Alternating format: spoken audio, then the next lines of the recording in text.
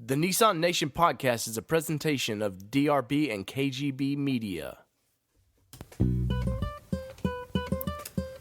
Exterior Performance has your Nissan covered for any off-road adventures. With aftermarket brands like ARB, CVT Tents, Warren, Heps Designs, Insane Fab, White Knuckle Sliders, and so many more. When you're ready to take your truck or SUV to the next level, search www.exteriorperformance.com for the best deals around. Remember, that's exteriorperformance.com. This is Sean McAfee. You're listening to the Nissan Nation podcast. Hashtag Shemog style. You heard it here first. Locked it down.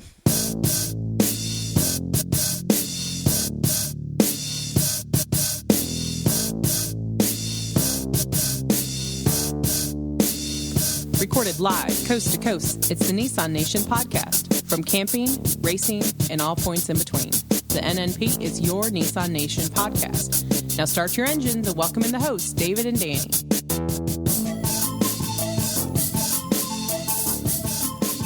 What is going on, Nissan Nation? We're going to do a little bonus episode for you guys and gals. Tonight I've got my beautiful wife, Miss Kelly Boyd. Kelly, what is going on? Hi. She's a lady of many words, as you can tell. So we've had a question of kind of what is your favorite part of the Nissan community, and we've kind of been I won't say a big part of the community by any means, but we feel like we've been a part of it for quite a while now. And before we answer that, we're going to have a little back and forth of how I came to be and how Kelly then came to be a part of the Nissan community. So I thought it might be fun to delve back in history a little bit here, and we'll see what scratched this itch. So we're going to set the stage. Let's see. I think it was when did we get our Frontier? It was 2008. So yeah, probably I think spring or so of 2008. Yeah. I'd been a Nissan fan for quite a while, but for some reason they never had a vehicle other than the Xterra that kind of popped my attention. So I was driving around a 2005 Honda Element. We were just married, I think, and we decided, hey, we like going to the lake and outdoor stuff, so we needed a vehicle to kind of do that. So I have a thing for driving through car lots and just like I like to look at used cars every once in a while, and all of a sudden this beautiful gray, I'm not even sure what color they called it. It's like metallic gray. It's my favorite color of the vehicles. 2007, I believe it was. It was an 06. Was it a 6? Okay, sorry. But anyways, there was a 2006 Nissan Frontier two-wheel drive truck, and you know, you look at the thing and you wish and you want, and at the time my Honda wasn't near paid for, my little Honda Element, but I thought, hey, you know, let's poke around about it, because the Honda wasn't gonna, for our plans of owning a boat one day, the Honda just wasn't, it was not gonna cut it. So wasn't gonna pull it. No, so we ended up doing the deal. I think it took a couple days back and forth, and yeah, they came back and begged us to buy it after a couple days. Yeah, and I would have signed on the dotted line that night, but my strong-willed wife, Kelly here, said, no, let's not pay that for it. So we have a nice little rule in our house that the other one negotiates for the other's vehicle, because otherwise the one's going to sign on the dotted line quicker than the other. And usually I mean, we're both car people, I think, but I'm probably the weakest out of that. So we pick up the truck and we love it. And we went on many camping trips on that truck. We went to the Coe here in Tennessee, and just really enjoyed that vehicle. Kelly comes from a GM background. Her family is a hardcore GM, and so it was probably kind of strange owning. Yeah, absolutely was. Owning a foreign brand car, but somehow I convinced her, I think, that it was all right. Plus, it was built here locally in Smyrna, Tennessee. So I think that was really that was the okay point for me, I guess, because I knew that it added to the local community, and it wasn't just something that was built in Mexico or built somewhere else. And imported into the U.S., so I could kind of justify that with my right. Friends my and GM. friends and family, Yeah. worked out there, and so it was just kind of like giving back, sort of, to the community, even though it was used. So we're gonna go fast forward a year, and at this point, I'm a land surveyor, so off-roading and stuff is kind of always been what I do. I would say more professionally, finding trails and old logging trails and stuff. But so it never really dawned on me, hey, let's take my personal vehicle out. But in let's see, when is Good Friday? Actually, Go ahead. well, before that, actually in like September of that year, we decided to trade in my Chevy Cobalt that I had for Oh, a that's right. 2006 Maxima, which, No, that was a 7 Maxima. oh, I'm sorry, it was a 7 Maxima. See, we correct each other. Once again, this car was built here locally. So. Yeah, it was built in Smyrna as well, so I could kind of justify it. I remember taking it over, driving it over, super excited, taking it over to my parents, and the first look on their face was, that's not a GM. So you can kind of see the hesitancy when that kind of rolled in. But driving that vehicle around, and then I guess we fast forward to Good Friday. Yeah, Good Friday of 09? 2009. Here in Murfreesboro, Tennessee, we had a hell of a tornado come through, and luckily, well, I won't say luckily, but there was only 2 fatalities in this thing. It was a F4, I believe. I think is what they classified it. Yeah, Up being an F4. fairly big one. And I've got a picture that I'll put up on the website of right after it met my poor Nissan. Yeah. So I was Good Friday. Once for those that may have experienced a tornado, once you see kind of how with the green glow of the skies and stuff, and you just instinctively know that there's a gonna be tornado. bad. Yeah. So unfortunately, my place of business was just right in the middle of where this tornado was coming, and by the time I got to my office, all the windows are blown out of the vehicle. Just rock rash all over it, hail damage. The gravel parking lot took a beating on it. The Yeah. Nissan Burger was gone off the front of it. Yeah, just and part of the building had fell into the truck, and just so it ended up our beautiful Nissan was totaled. Well, the worst problem when a tornado comes through your town is everybody wants a vehicle. Yep. And I think at the time we were pretty sold on that we really enjoyed the Nissan truck. And but also at the time, this is 2009, the economy has been slowing down, so we knew we didn't want to take on a heavy car payment at the time. So the same dealership that we bought the Frontier from had a 2001 white Xterra.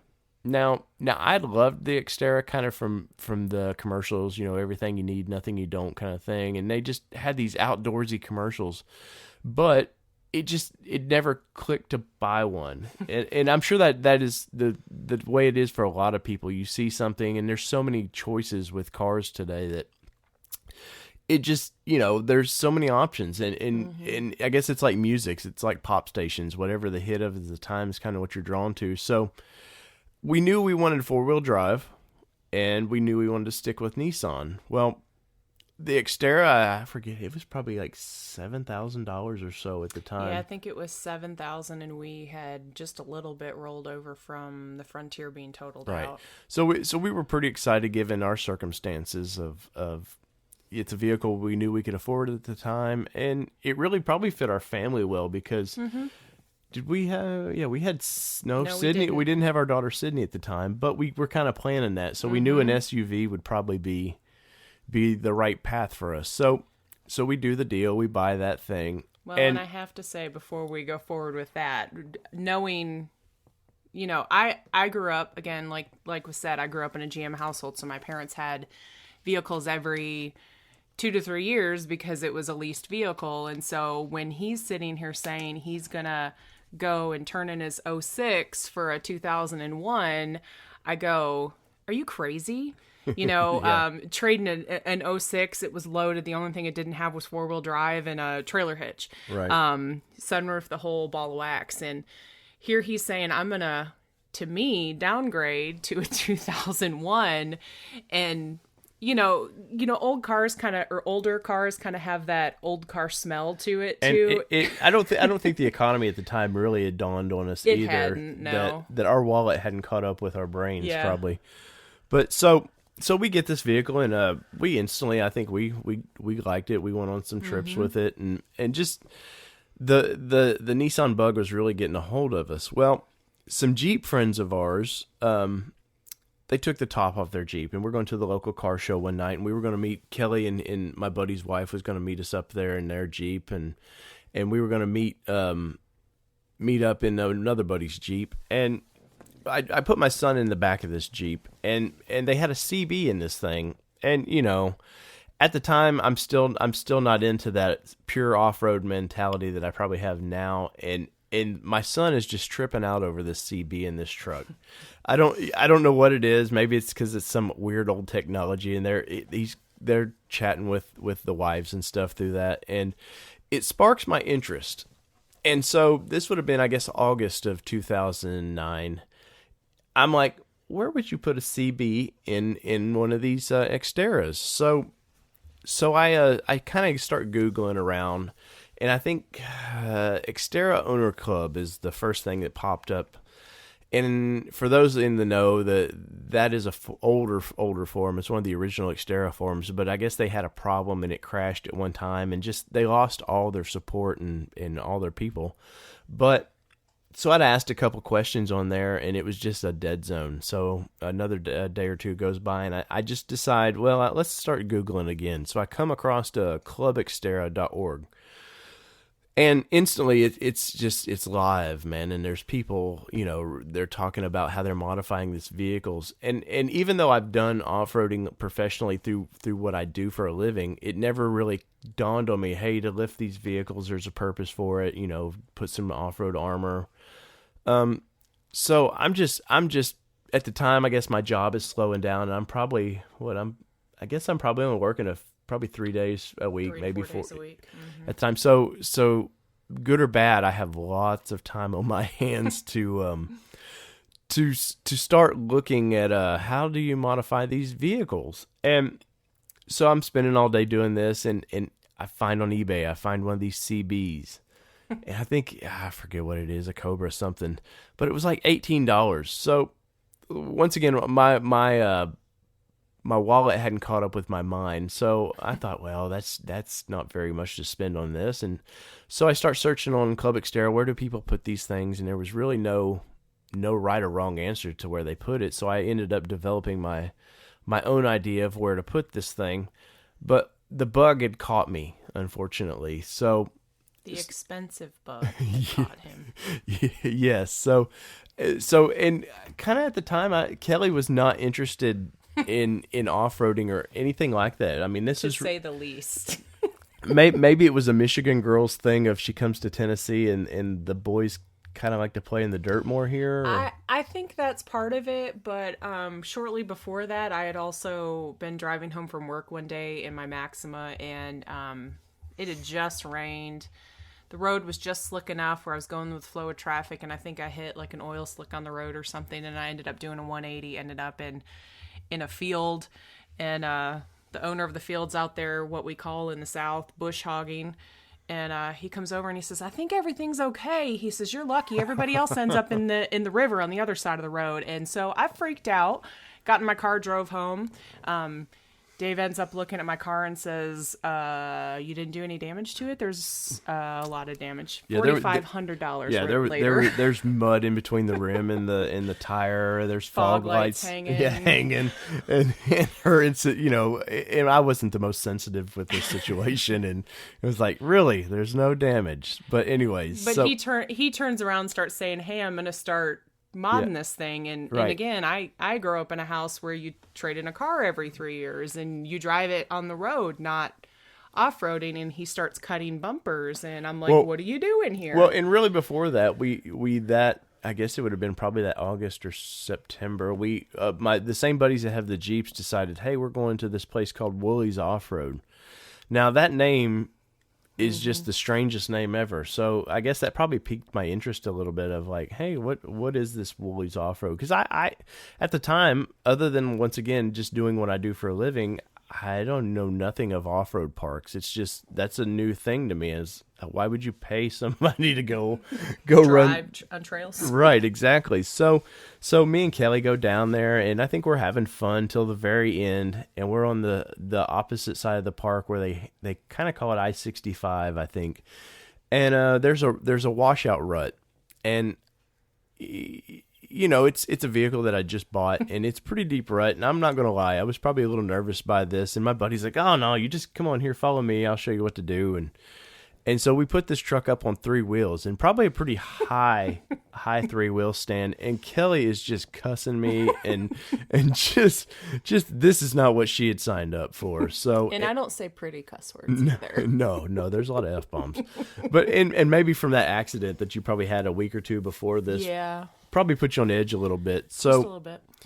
So and probably the stress of knowing that my job had really slowed down too. Yeah, the financial piece, because I see dollar signs every time I see a vehicle move sideways. Yeah, Or guys see fun, women see dollar signs, which is probably why we balance Yeah. so well.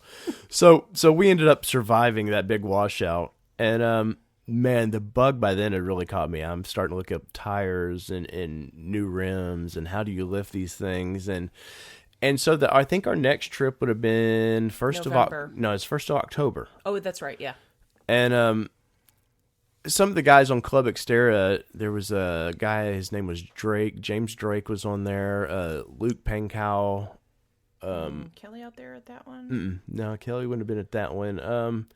Just a bunch of people. I think some from South Carolina, and just Nathan was out there. yeah, Nathan was there. Mirage, and just it was like 2 hours away. So we thought, oh, we're gonna take our Jeep friends. They can hop in the back. We'll do a little fun half a day of off roading. Then we'll go over to Gatlinburg and just kind of explore a little bit. So we 5 in the morning is what we have to do here from Middle Tennessee to get over there. And I'm like half excited. The only thing I'm excited about is that we're going to Gatlinburg after this day of hell that's about to happen. Right. So we ended up, I think, I forgot about the time zone change. And, Yeah. And, Danny talks about this on the podcast a little bit about how, especially him being Southern California, like the couple changes for him.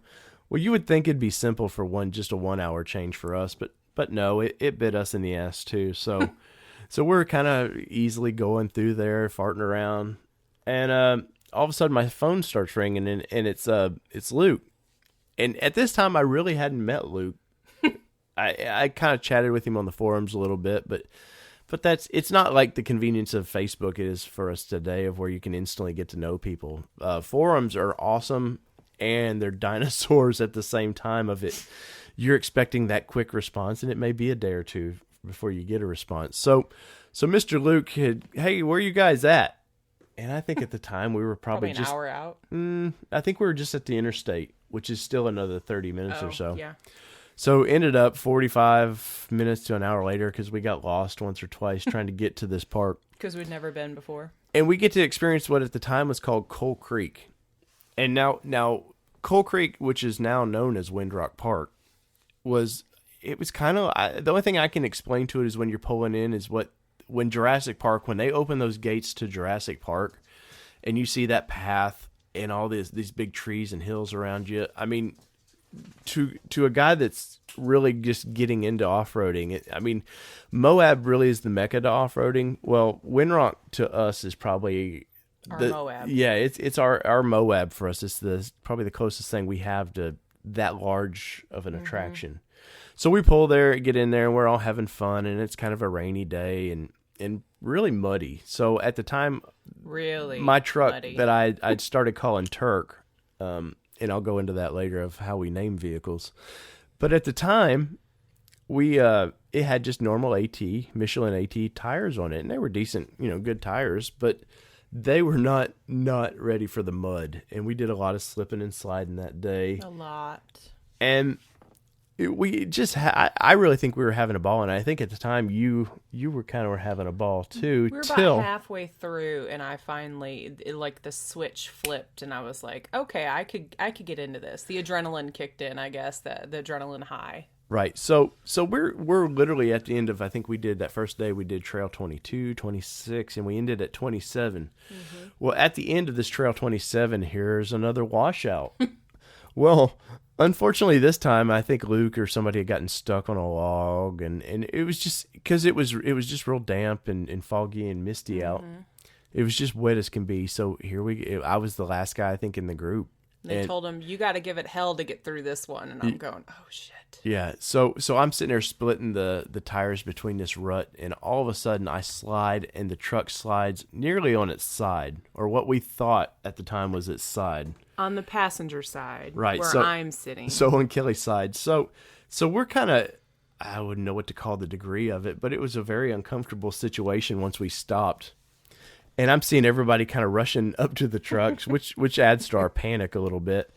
And our Jeep buddies who were in the back seats, he just hops right out. And he's on the driver's side that's up in the air and just lets his door slam. Yeah, and not knowing if our truck that we probably couldn't even afford that at the time is about to roll over. Yeah, it's about to roll over. Kelly lets some F-bombs and just terrorizes my buddy Jim's wife, and just your husband better effing get it back in here, and just what the F is he doing? Yeah, just really freaking out. So that trip ends. We go to Gatlinburg, and Kelly's decided probably for a year that's the end of off-roading for her. Well, guess what happens about 2 weeks later?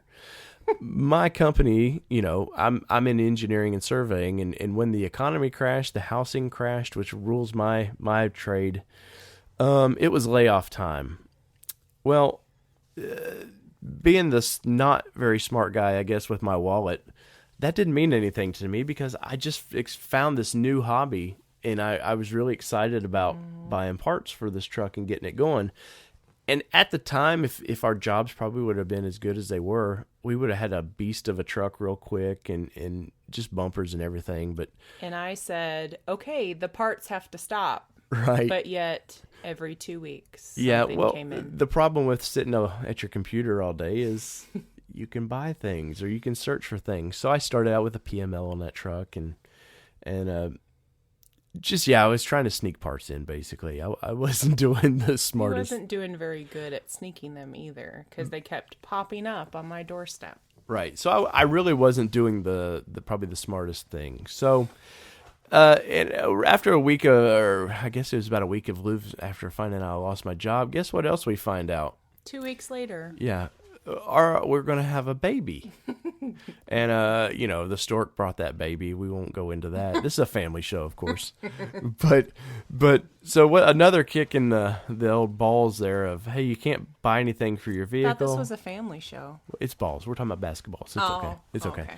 So after like I said, the kick in the nutsack there of no fun for your truck, and now we're really going to have to buckle down because I'm out of a job. It's unemployment time for me, and guess what? In 9 months, we're going to have a little one running around. So, as it happened with everybody, and I'm not embarrassed to say that we had to file for bankruptcy. We spent more than we probably should have, just like most Americans, I think, did. Well, and to top it all off, we had a high-risk pregnancy where we had to go to the doctor every 2 weeks, and those bills add up too. So, yeah, it's not a proud thing that we feel like at all, but right. Unfortunately, some things kind of have to happen. Shed no tears for us. The story gets better. Yes. So we filed for bankruptcy, and my parents, God bless their soul, decided that, hey, we will loan you some money so you can keep your car. Obviously, we were going to lose one of them. Kelly's Maxima was probably going to have to disappear. But we thought, okay, we'll be able to at least keep the Xterra. Mm-hmm. But no, our credit union, sadly, and I won't mention their names, had they had a clause in their contract with some debt that we had. They could put it on any part of our loans that we wanted, or they wanted to. We had to pay off all the debt in order to keep or even just pay off the vehicle. So I take $5,000 into the bank thinking, okay, I can just buy this truck outright. And they say no. Well, so at around the same time as this, I got, Well, I'd started tinkering with doing the National Xterra meet. It was kind of a twinkle in my eye of Was B&M yet? no, not yet. So a twinkle in my eye of, let's do this National Xterra meet. I'd seen things like Gone Moab and the East Coast Xterra Challenge, and I thought, man, we live in the home of Nissan. Their headquarters is in Cool Springs, Tennessee, which is literally 20 minutes away. I've grown up all my life living about 20 minutes away from the plant, which opened up in 83, somewhere in there, 84. I'm going to I guess headstrong. I'm going to show these guys that people love their Nissan Xterras, because at the time the rumor had it that the Xterra was to be no more. They were going to kill it off, and probably that David versus Goliath attitude. But I thought, man, if I can just show somebody that people love this thing, we'll get it going. So that winter happens, and I literally start reaching out, trying to find sponsorship on my own. And then a couple guys from Club Xterra pop in and decide they want to help. There was a Ryan Davenport and a Luke Pankow and Johan. Drake. Yeah, and Drake and Kelly. Yeah, and Kelly Copley. And just a few, I would say kind of local guys within a 100-mile radius here. And we ended up kind of getting the National Xterra meet going, and we had our meet out at the plant, and we got to tour the plant, and we had a car show that we went to here locally, and then the next day we did some off-roading at Wooley's Off-Road. And granted, he didn't realize how big this was going to be, so he was not very well planned. Right. So, and I'll take a break here. My story, this is going to lead into what kind of, to me, all this story we're talking about will lead into me what my best part of the community in Nissan and stuff is. So we have this National Xterra meet, and we're not the most organized people in the world. So, and never attending any event like this, I won't say it was a disaster, because I think a lot of good came out of it. But it could have had a lady's touch to it probably. And we show up before we do the tour at the plant, and there's 53 or 54 Xterras sitting in the Best Buy parking lot where we were going to meet up. And it dawned on me real quick that there was over 100 people here from all over the country. I mean, I think we had them from Maine to Florida to Texas, Illinois, Midwest. So instantly this idea became more real. So we do that, and people instantly after the event go, "Hey, what are y'all going to do it next year?" And we're like, "Next year? I'm just trying to survive this year." So, and part of what I think the community is at the time, I think they knew that I was out of work, and I think they kind of knew our struggles, and out of respect, I think for me and the guys taking this idea, they ended up doing some nice gift certificates for us, and they bought me a welder because I needed a welder, because at the time Kelly said, if you're going to modify this vehicle, you're going to have to find a way to pay for this. So I'm a tinkerer and I'm an idea guy. So I'd seen that one of the local parts, or not local, but one of the Nissan parts, aftermarket parts companies, was selling these bars that go on the roof of your truck so you could put the big hella lights on top of it. And I seen that, and I wanted those lights on my truck so bad. And it was just really out of reach for us. So my Jeep buddy, we got in his garage one night and we were tinkering, and we came up with this way to mount lights easily on these Xterras. So I posted that up, and it started selling. And so I needed a welder. I needed to be able to handle this on my own.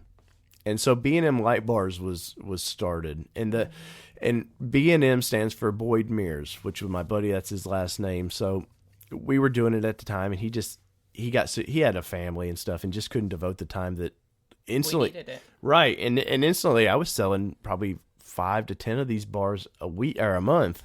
Mm-hmm. So, which was good for me because I got to start paying for parts on my truck, and I did the PML, the poor man's lift on it. And then I got on Craigslist and I found some just worn out tires that I overpaid for. But I was looking cool. I was looking badass. So I found my little niche there. So through all that, I ended up losing that Xterra through the bankruptcy. The bank, they just would not budge on this. And you talk about crushing, because this is a year into this new exciting world that I've found. And I'd been a part of Auto Forums with the Honda Element Owners Club and stuff. But for some reason, the Nissan groups were they're really a family. Mm-hmm. And through my years of doing all this, I've met people from all over the country, and I would say I've met some worldly travelers over doing some of this stuff.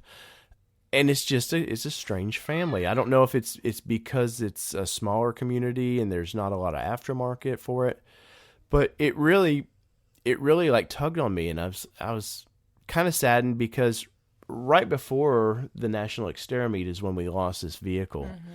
And so I had to take the $5,000 that my parents gave me, and I had to find a vehicle. Well, I knew I wanted a Nissan, but they're just, for some reason, I think it was a price range at the time, we just could not find anything. And you know, when you lose two vehicles at once, you better scramble to find something quick. So, and now you have a newborn. Right, and we have a newborn. So Kelly's parents were luckily, they gave us a little Blazer that we could drive around. That we were able to pay payments on too. Right, and I unfortunately went Jeep.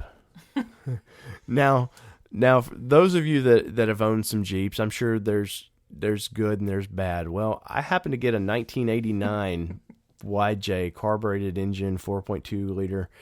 That was just probably the worst of the worst thing. It was the worst thing I could have bought for our family, really, at the time. I again said, "Are you sure?" Yes, the wifely thing. She, is this what you want? And I thought, yeah, man, it's all, I can keep off roading, and sure, it's not Nissan, but I can keep living this fun lifestyle that we kind of found. So now we're going to fast forward to 2 months later, where I've put probably another extra $1,000 into this truck, trying to keep it on the road. And I'm thinking, man, I'm gonna have to drive a Jeep to this National Xterra meet that I've created, and you off-roaded with it, right? And the worst thing was, we took it to a couple off-roading things, and the damn thing just beat the shit out of me. It was how these things became popular, I'll never know. So instantly, I was used to the more modern suspension of the vehicles. The Xterra has the IFS, and I thought, I've got to get rid of this thing. This is just it's ruined. It's within 2 months, it's taken the passion away from me of what I liked about off-roading. So we had posted on Craigslist and got a few nibbles, and finally somebody from Memphis decided they needed that Jeep worse than I did. So I ended up getting my $5,000 out of it, not considering the extra $1,000 I probably lost in the thing. And tires. Well, we kept the tires off the last Xterra. But so I instantly go to Craigslist, and somebody had posted an Xterra for sale. It was a 2000 model, but it had 199,000 miles on it. And when you need a vehicle, I guess you kind of overlook maybe the mileage of it. And the guy is smart or dumb, I don't know, he posted on this thing, hey, must go this weekend. So I take my little money down there, and I end up, I didn't want to ream the guy, but I think... No, but you still lowballed him. I think out of the $4,200 or $4,500 he wanted for the vehicle, I think I paid $38 for it. I think that's right, yeah. So I had a little extra money. I could mod this thing real quick. And this was literally the month before NXM. Yeah. So I thought, well, I've done it once. I can build this thing. I know how to do it now, so I can build this one up quicker. And through headaches and stuff, I ended up getting the Xterra lifted, and there were some close calls of parts just barely getting there in time. But well, no, your PML didn't even come in. No. Some people within the community give me the shackles for it to do the PML and the body lift. We were going to do a body lift on this thing, and with my extra money I had, I went out and bought brand new Goodyear Duratrac tires, and just we were going to be back kind of where we were with a vehicle, our off-road vehicle. And the parts didn't come in time for NXM2. And no, NXM1. So no, it was 2. So Ryan Davenport and Luke and the guys showed up the night before our event, and they were carrying the body lift pucks and stuff. And long story short, I have an Xterra for the event. The event kicks off, and we're Some really great guys attacked his truck and put the PML on, unbeknownst to him, knowing that they were coming with these parts. Yeah, in record time. I think they did the body lift in like an hour and a quarter or something. Something unheard of for us at the time. Something crazy. So, man, we're back with the Nissan family, and we're really enjoying it. And so we kick into NXM2. Now, the planning, after you have kind of a disaster event of not knowing what you were doing, basically, the guys and us, we'd all kind of, okay, if we're going to do this yearly, you kind of got to get a plan. So we had some problems and stuff, and we ended up getting the event kind of going. And we didn't bring you in for year 2, did we? Yeah, I was a little bit in for year 2. So year 2 was better, but it could have been a lot better. And so we had, I think that year we'd moved it to Windrock, and it was strictly kind of an off-road event by then. And we had, I think attendance was down, but it was probably because we moved it, and it was the focus is sort of changed to a true off-road event. And through that time, I kind of had a falling out with the forums, and what my falling out was is they're mostly owned by these big corporations that are worried about ad revenue. So we had asked with the first National Xterra meet, we had asked kind of, hey, my home base of Club Xterra, hey, could you guys help support the event? I could $50. I don't know, just some way of giving back to the community. Well, I didn't hear a thing from them, and ended up, I thought let's see if my B&M light bars will get their attention. So I said, hey, I want to advertise. And guess what? 5 minutes later, there was an email with here's what you got to do. So it dawned on me real quick that those big corporate forums, all they care about is either your supporting membership money, which goes nowhere, or it was the big Valvoline ads or Ford ads they're placing all over a Nissan forum that didn't mean a thing to anybody. So October of 2011, I decided to start Xterra Nation, and along with the Amish, Johan Hutchison and Luke Pankow and a few others, once again with no idea how you do these things, we kicked in Xterra Nation, or XN as we like to call it. And instantly that forum, especially for the first generation vehicle of Xterra, really kicked off, man. And just once again, the family just became tighter and tighter. We got to know a lot of people like Daniel Trout, who's been on the podcast, and a bunch of others, and I've made a lot of great relationships now through NXM. Made a lot of great relationships for sponsorship of the forum. And we really decided, hey, we only want people that care about what they're selling and kind of care about, the community. Mm-hmm. And it's to both parties' benefits. If you care about the community, they're going to get something from it. We're giving them something, but they're giving back because they're helping develop this community. So we NXM3 rolls around, and here comes Mr. Groders, Dan Amigo, as I like to call him. And he flies in because he's seen kind of what this could be. He flies in from LA. We pick him up. He spends the night, I think, at our house, or we head out there, and he stays with us. And for those that like the Moab crew that get to see Dan every year, Dan is just a ball of energy. How would you describe Dan, Kelly? Dan is like, if you're in a dark room and you open the door and there's that godly like light coming through the door, that's Dan. Yeah, exactly. I'm not saying, Dan, you're not a god or anything like that. I'm not saying that, but it's like that just completely lights up the entire room. He's there. Exactly. So we Dan has just been a great kind of friend and partner with all this stuff, and through that, me and him have become really good friends. And Dan just has a ball at the NXM3. And by NXM3, me and Luke had learned real quick that you better bring in your wives, because guys, women are just so more organized and detailed, I think, with this stuff. Me and Luke are more dreamers. And I think Kelly and Jenna are y'all have to execute the dreams sometimes. We take their ideas and we go, okay, this is what's feasible and this is what isn't. So it's kind of like, Jenna and I try to keep these two reined in within reason. Obviously we don't want to squash their dreams or anything, but we have to put a little bit of reality spin on it. So we have a great time at that event, and attendance is up. I think we had 72 I think show up for that event, and we had literally Nissan North America finally made a presence, and they brought out 3 brand new Xteras, 2014 at the time, which was pre-production Xteras, and they brought out some press, and just I think we had a great time, and really that event to me was where like you just start seeing the fruits of your labors really kicking in, and you see how the groups that you would take out off-roading, how they were just becoming, that little group would become just a tight-knit group, and they had stories to tell because they were on the trails together the whole event, and just probably the same with the harder core groups, and just that camaraderie just started. Right. And what was kind of funny from owning the forums and stuff, people would start coming up to you and go, "Hey, Dave," or Dr. Ban, as they like to call me, because on the forums I always go by DRB AND KGB, which is me and Kelly's initials. Yeah,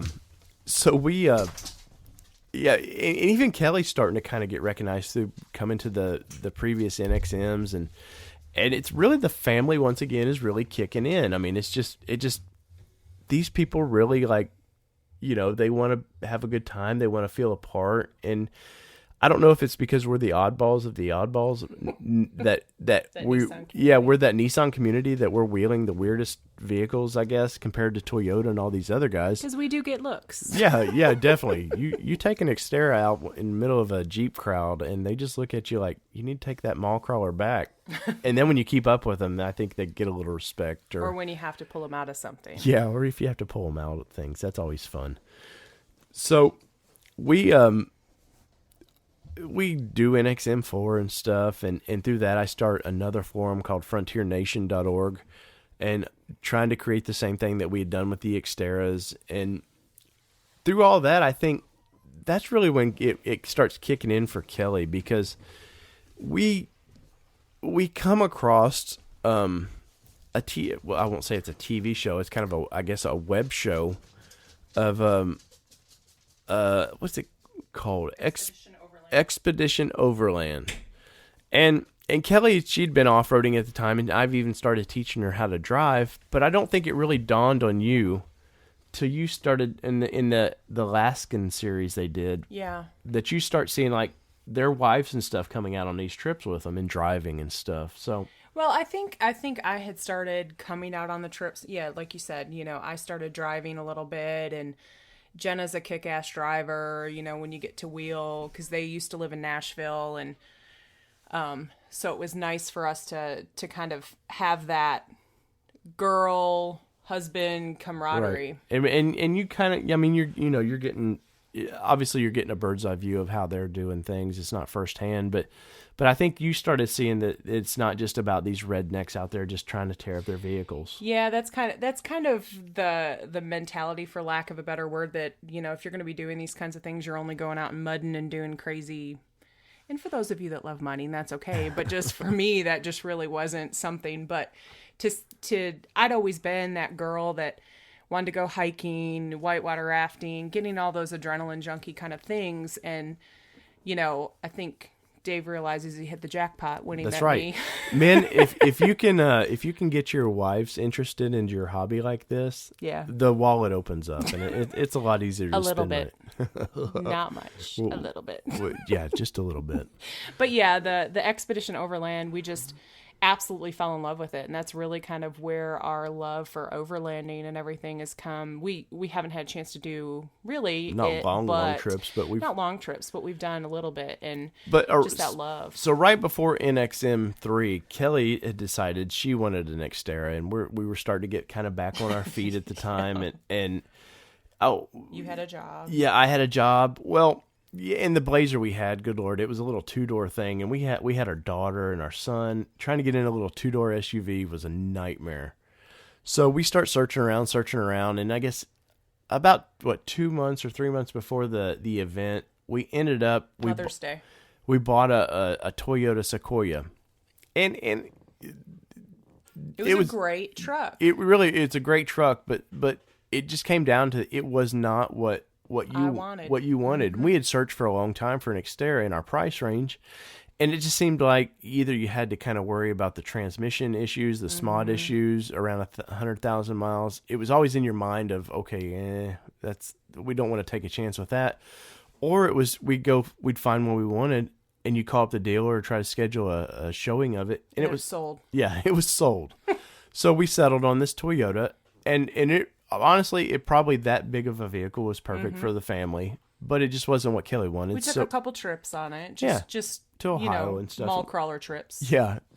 And so Kelly was the event was coming up, and she, I could just see it in her face that she wanted her own Xterra to be out there on the trails with us. And we're sitting there, we're looking, and it's Friday before we're supposed to leave on Tuesday, and I go, okay, I guess I'll go fill this beast up for next week, and put, at that time, probably $60 worth of gas in it, and I was like, all right, here we go, so I don't have to worry about it on Tuesday. And I come in, and Dave says, hey, look at this. They have one. It was a Saturday. Well, it was the late Friday night that you came. Okay. Late Friday night, he's looking online, and he says, look, they've got one at our local dealership. And I was like, yeah, well, it's not going to work out. We can go look at it tomorrow, but it's not going to work out. And I think the price of it was oddly underpriced. Yeah, it was like $2,000 under Blue Book Yeah, which kind of caught our attention because, with the latest generation of the Xterra, there's the 2005 through 2008 that kind of had a different grill than what they call now. I guess they call it the bucktooth grill,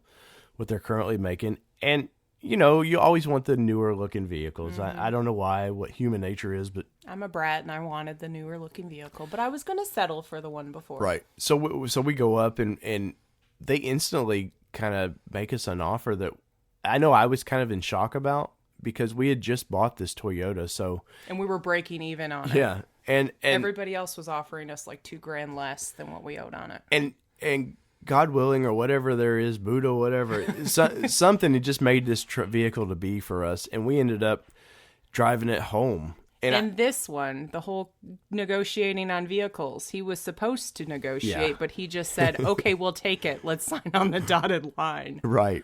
Well, Daddy wasn't strong there on that day. But we still got a deal on the thing. We did. So we Kelly's all excited with the NXM3. You have your vehicle there, and I don't think we took it on any trails that year. No, we didn't, because I was doing registration. Right, and the poor thing needed tires, but you were real. I think that helped you two be kind of with the camaraderie too, to feel like I was more of the family and not just the wife of the DRB. Right, and Dr. Band. Not that you need to go out and buy a couple vehicles to be a part of this, but so. I guess, we've sort of built your vehicle up now, and we've built a build thread on Xterra Nation, and Kelly's literally turned wrenches on it, and you've probably learned a lot about working on vehicles because of this vehicle. I had done a little bit of working on my own vehicle growing up, just because that was kind of how my parents raised us, is that you need to learn how to do things, not always pay somebody to do it. Your basic repairs. Before I moved from Michigan, there were several things that I wanted to do. I wanted to learn how to change my oil. I wanted to learn how to change a tire. Silly, I know. Drive a stick shift, just because I needed to be self-sufficient. And so I did change the head gasket on a car. And, there's a lot of things that I'd done before that, but really learning through my own vehicle and knowing through the Xterra. Well, and making changes and seeing how those changes absolutely affected the vehicle. Just kind of seeing the aesthetic things that changed as well. So now we're trenched in, man. We've tasted the poison apple, or I don't know what you would say. So really this is we're Nissan family, I guess. Yeah. We're Nissan. We're your ideal family, man. We love your stuff now for some reason. So we've met. Very loyal to you. Obviously, I've started podcasts and stuff, but so the family thing is really what I think when it comes down to. This is what's kept us with this vehicle and owning Maximas and the Xterras and Frontiers and stuff. So we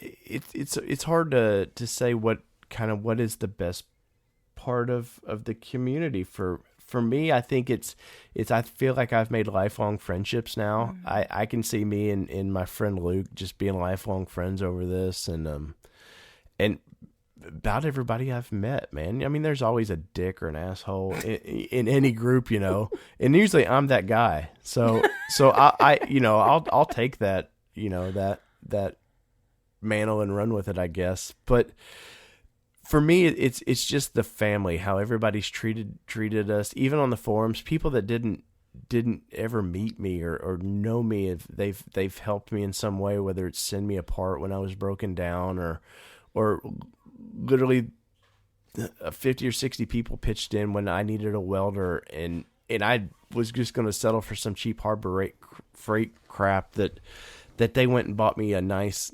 welder. So they knew that I could make a little bit of money with it and just and stay in the community. So for me, I think it's the family thing to answer that question. What would it be for you? You got to stop sharing a brain with me, because I was going to say the same thing. And what's funny, before we did this podcast, I told him, I said, don't you steal my answer. I'm not going to tell you till we're on it, but don't you steal it. But no, it really is. It's the family for me too.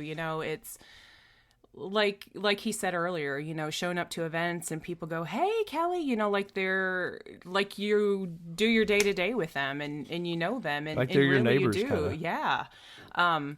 Some great friends out of this that would bend over backwards. You say you've got a problem, people be like, okay, let's do a mod day, let's come over, let's do this, let's fix it, let's figure it out. Just that response from the community. Because I'd have to say that if the community was full of a whole bunch of dicks and assholes, I wouldn't be here, because that's just not, I try to surround myself with positive people, and we've really kind of found those. You didn't marry a positive person. But that's really, really what brings me around to it, is the family camaraderie and being a part of it. And there's a little bit of selfishness to it, where it's like, I'm a chick with a badass truck and I can wheel it too, so that's kind of part of it too. But and I think you like that. Like, I do. Like Kelly, for those that have seen her exterior, it's lifted and it's got a cool ass tire carrier from Insane Fab and stuff on it. And bunch of white knuckle sliders and a bunch of Knees Tech parts on it, and hep rack, and it just, for your daily truck, it looks way different. So for her to she'll see people kind of staring, or a guy look at you. Well, it's actually kind of funny. I actually posted this on my Facebook today, where I was pulling through the Publix parking lot with my groceries, getting ready to leave, and I saw this old man do a double take at me, like, is that a chick driving that thing? Yeah, people probably think it's my husband's truck, but no. See that KGB 4X on the side? That's mine. So yeah, if you ever see KGB A&D DRB, A&D, yep. That's Kelly on the forums. So be sure to tell her hi. And so to answer your question, Kyle, Mr. Kyle Church, who I've known for quite a long time, that asked this on Facebook. Family, I guess, ultimately is been my favorite part of this community, and it's made me want to start forums and stuff that I probably in a lot of times lose money on, but it's just made me want to kind of help build something more than what it was. And anytime that you can take something and leave it better than when you first got it, I think is awesome. So we've got big plans coming up.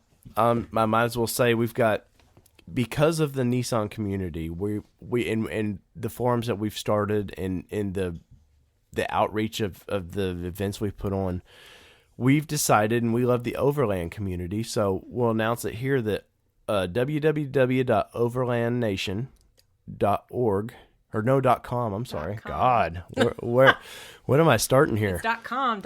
Is probably our next big adventure, and it's going to be a forum for overlanding, and I think what we've learned that we can do with like the Xterra communities and the social aspect and this family aspect, I'm really hoping that we can kind of do that with all of the off-road vehicles a little bit. And it's probably ballsy and a bold move to try to want to do that. There's some big fish out there that make a bunch of money on these forums, and there's no way I can compete with them. They've got tech, they've got all the people in their pockets. Staff. Yeah, they have a staff, and my staff is me, Kelly, tinkering all night on trying to get into forum on the computer. To my moderators that do help me out, but obviously everybody has a full-time job. That we really want to take this Overland Nation and develop it and make it a community. And there's Expedition Portal? Well, not Portal, that's the big fish. But their expo meets all over the country now, and on the East Coast it's really bleeding out here that maybe one day we'll start maybe an expedition event that we can make the Toyota guys and everybody want to start coming out and hanging out with us Nissan guys. But so that's probably the next big thing for us. And also there's going to be a new Nissan forum popping up called Nissan Truck Nation.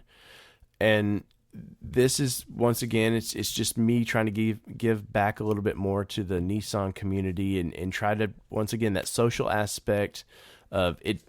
Car forums and stuff don't have to be all tech and boring, and yes, you do learn from it, and it is a way of sharing, but there's, because of the Xterra community and the family that we've grown to be a part of, I think we can do that with the trucks and stuff as well, with all the trucks, and through that I bought me another Frontier the other day that we'll start kind of not building, it'll be more of our expedition style rig, and just we make pennies if whatever we do, and I don't want to sound ungrateful for those pennies that anything we've done, but the reward has really been meeting every one of you. And whether you're a car guy or a truck guy, we really want, with the podcast itself, we really want to get into the cars a little bit more. I mean, I think ultimately I used to be more of a sports car kind of kind of guy. I know Kelly's always been kind of a sports car kind of girl.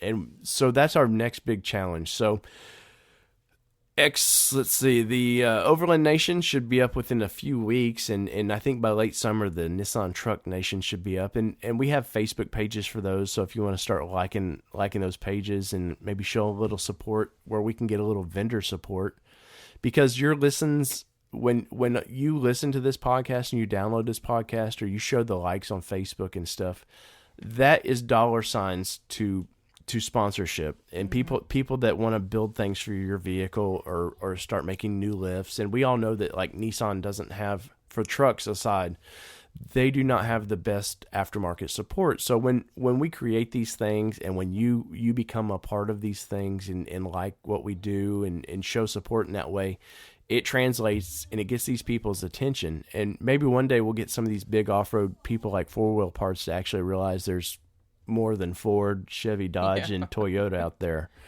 and Jeep. But here we are. That is our story for Mr. Kyle Church of what my best part of the community has been. And I know it's been kind of a long-winded hour of probably me rambling and Kelly trying to keep me straight here, but you forgot something. Oh, what did I forget? You forgot to talk about your names of your vehicles. Oh, and how they come to be. You promised that at the beginning of the show. I did, didn't I? So, like most people, you probably have some pet name for your vehicle, and I'm no exception. My first Frontier was I called it JD because at the time there was a show called Scrubs on, and for some reason I wasn't a big TV guy all through the 90s. I was a musician traveling around, but for some reason I started settling down, getting fat, and couldn't get off the couch. and Scrubs had hit, and I just fell in love with those characters. For some reason I could relate to them, so I named my truck that. And then when we had the white Xterra, I ended up, because JD's best friend on the show was Turk, so I thought, okay, that only makes sense to call that vehicle Turk. And the Jeep was Cooper. Yeah, the Jeep was Cooper from Mad Men, Burt Cooper on there, which what a great show, but what a hunk of crap vehicle that was. So that was a short-lived name for that. And then we grew to kind of love the cartoon American Dad. So my Xterra, on the cartoon, the guy has a black SUV, so I thought, well, that just makes sense. His vehicle is black, so I'll just call mine Stan. Well, when Kelly got her Xterra, it was It was only fitting to call her Francine. Right, which is Stan's wife on the cartoon. Well, and I always I have a rule now that I only name my vehicles after TV shows that I watch. Current TV Yes, shows. current TV shows. It can't be something like MASH or some old TV show that... And your G35 was what, Archer? Archer, yes, because we love Archer. I won't say I do. The whole family, my 4-year-old daughter, right or wrong, loves Archer. Against my rules, by the way. And can quote it really, really well. So, yeah, the G35, and I just recently sold it to get the Frontier. The Frontier, and I thought it fitting with Mad Men ending up that I named the truck after one of the characters. And the main character's name is Don Draper, but that was kind of his alias, really. His new life. Yeah, and in the show, his real name was Dick Whitman. So I decided I wasn't going with Dick, that's for sure. That's my truck Dick out there, y'all. And we're going to go mudding with it. Let's go take Dick out in the mud. Get Dick all dirty, all brown. Because we know everybody likes a brown dick. Oh, God, you just went there. I did. Anyways, so I named the new one Whitman. And it literally, I had... like a week, I think the show was, we got it the week before the show ended. So that's kind of how that one got named. So there is that, everybody. I really want to appreciate you. This will be a bonus episode. We'll call it Lucky 13. And it's appropriate because that's my favorite number. It was always my baseball number. Well, we found out we were pregnant on the 13th, Friday the 13th. So it's symbolic. Yeah. So this is episode 13. And, Kelly, how do we end the show? I'll let you take this one out. And we are out. No. How do we end it? Kelly, this is the Nissan Nation, and we are...